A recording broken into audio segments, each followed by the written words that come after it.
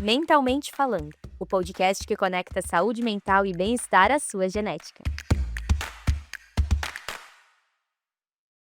Oi, gente, sejam muito bem-vindos a mais um episódio do Mentalmente Falando, o podcast da Genitec, onde a gente fala de saúde mental com leveza, ciência e de forma descomplicada. Eu sou a Lari e hoje eu quero começar com uma situação que talvez você conheça. Imagine que você tem uma reunião importante no trabalho ou na faculdade e antes mesmo de começar, você já está pensando: eu vou esquecer de tudo, eu vou gaguejar, todo mundo vai perceber que eu sou incompetente e aí, na verdade, eu acho que eu vou até ser demitida. E aí, quando chega a hora, você até consegue, enfim, se apresentar, fazer o que você tem que fazer, mas a ansiedade já tomou conta de tudo e você não consegue aproveitar ou perceber que, na verdade, deu tudo certo. Ou vamos supor, você tem um namorado e ele ficou sem internet por apenas alguns minutos. Ele não recebe a sua mensagem e, consequentemente, não te responde. Sendo que, normalmente, ele te responde rápido. Você já começa a pensar que ele não te ama mais e vai terminar? Ou pior, que ele sofreu um acidente grave? Ai, gente, não é fácil, viu? Eu já me peguei nesse lugar e eu aposto que muita gente que tá aqui me ouvindo também. Essa tendência de imaginar o pior cenário, ela tem nome e se chama catastrofização. E hoje a gente vai destrinchar sobre esse assunto. Vem comigo! A catastrofização é um padrão de pensamento em que a gente espera ou imagina o pior de uma situação, exagerando as consequências negativas. É um dos chamados pensamentos distorcidos cognitivos, estudados na psicologia cognitivo-comportamental. E olha só, pessoas que catastrofizam frequentemente, elas têm níveis mais altos de ansiedade e estresse, segundo estudos publicados na Journal of Anxiety Disorders. Não é apenas drama ou pessimismo, é uma resposta do cérebro que está tentando nos proteger de possíveis ameaças. Só que ao invés de nos proteger, esse hábito ele nos paralisa, ele nos desgasta e pode até mesmo influenciar em decisões importantes. Agora você deve estar pensando: mas Lari, por que eu faço isso comigo mesmo? Por que eu simplesmente fico esperando toda hora as coisas ruins? Por que eu simplesmente não relaxo? Bom, tem alguns motivos. E ve- Bom, tem alguns motivos. Primeiro, existe uma resposta evolutiva do cérebro. Então, os nossos ancestrais, eles precisavam antecipar os perigos para sobreviver, ou seja, estarem sempre em estado de alerta. Então, o cérebro ele aprendeu a focar no pior para nos proteger. Hoje, mesmo que os perigos reais sejam mínimos, esse mecanismo ele continua ativo. Então, ele faz com que o nosso cérebro imagine essas catástrofes, só que agora elas são, na maioria das vezes, emocionais ou sociais, ou seja, coisas constantes no nosso dia a dia, como, por exemplo, perder uma aprovação em alguma prova, fracassar, errar publicamente, ou simplesmente você pode estar em uma viagem e pensar: meu Deus, e se o carro bater, se acontecer alguma coisa muito grave? Então, a catastrofização ela pode ser desde uma coisa mais simples ou menor, como por exemplo, e se eu errar uma resposta da prova ou falar uma palavra errada, e se eu for no encontro der tudo errado, a pessoa me odiar, até, sei lá, algum grave acidente. E além disso, fatores como estresse crônico, perfeccionismo, experiências passadas traumáticas ou negativas, elas podem reforçar esse hábito mental. Então, vamos supor que você falhou em alguma situação. Aqui, quando eu digo falhou, por exemplo, você tinha que fazer alguma coisa e não saiu como você esperava. E aí, depois, aí vamos supor, no relacionamento, você tem um padrão de comportamento onde você é uma pessoa um pouco mais explosiva.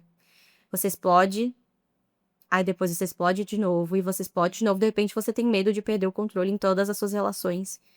E você acha que todo mundo vai embora. Um exemplo.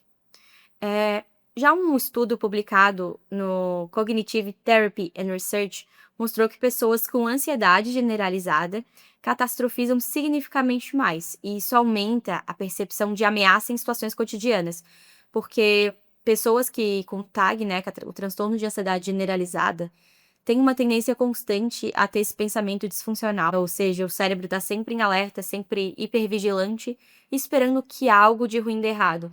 Então, sabe, quando você tá aproveitando um momento muito legal, sabe, tá num período muito legal da sua vida, sabe, tudo tá dando certo, você fica: meu Deus, mas e se acontecer alguma coisa, sabe? E em si, aí às vezes as pessoas falam: eu tô com pressentimento, tô sentindo que vai dar alguma coisa, mas às vezes você tá só hipervigilante mesmo, tá? E, enfim, como que isso impacta no nosso dia a dia, né? Primeiro, né, além dessa questão óbvia da ansiedade e estresse, por estar sempre nesse estado de alerta, pode gerar, claro, insônia, dificuldade de concentração e até mesmo prejudicar as relações. Porque é como se você estivesse sempre esperando o pior de tudo e de todos. E tem outro efeito curioso. Estudos mostram que a catastrofização ela pode reduzir a performance mesmo em situações simples, porque a sua energia mental ela vai toda para imaginar o pior e não para agir de fato. Então, quantas vezes você se pega enrolando, procrastinando para tomar uma decisão ou fazer uma atividade, e aí quando você faz, você pensa, nossa, era tão simples, por que eu não fiz antes, né? Isso pode ser, claro, por uma série de motivos, uma série de fatores. Em breve a gente vai ter também um episódio só falando de procrastinação aqui e as suas causas, enfim, em como melhorar. Mas enfim, é como se você gastasse toda a sua energia mental e ela vai para o seu corpo físico. Então, às vezes, você nem fez tanta coisa, mas você ficou tanto tempo ruminando e pensando naquilo que você tinha para fazer, que depois que você faz, ao mesmo tempo que você se sente aliviado, você sente que você tá muito cansado. Então, tanto mentalmente quanto fisicamente, né? Ou seja, esperar o pior não só não evita problemas, às vezes ele cria consequências reais que poderiam ser evitadas com uma abordagem mais equilibrada, né? Então, como a gente pode aprender a lidar com isso? Primeiro, né, reconhecer que esses sentimentos acontecendo, você perceber que tá catastrofizando e dizer pra si mesmo, eu tô imaginando pior agora. E você entende isso, e aí você pode se questionar. Questionar probabilidades, não pergunte a si mesmo, qual a chance real disso acontecer? E mesmo se isso acontecer, quais as consequências? Vai ser tão catastrófico assim como a minha mente está imaginando? Então traga pro racional, sabe? Aceite esse sentimento e pense, tá, mas o que que pode acontecer? E tem chance disso acontecer mesmo? Isso tá no meu controle ou não tá, sabe? Então, quando você começa a separar nessas caixinhas, digamos assim, fica um pouco mais fácil de entender e perceber, interpretar isso que você tá sentindo, né? E uma terceira dica: preparar, mas não antecipar desastres. Então, é diferente de você se planejar para possíveis problemas do que realmente já começar a imaginar catástrofes. Então, é o que eu falei. Então, entender o que está sob o seu controle e o que não tá. E também você focar no momento presente, no aqui e agora, né? As famosas técnicas de respiração e mindfulness também ajudam muito. Então, essa é uma estratégia também bem indicada para casos de crise de ansiedade ou de pânico. Então, eu sei que é difícil na hora, a gente não consegue raciocinar, porque você tá numa crise, então obviamente é muito difícil, mas não é simplesmente, desliga e relaxa, né, não, a gente sabe que não é assim.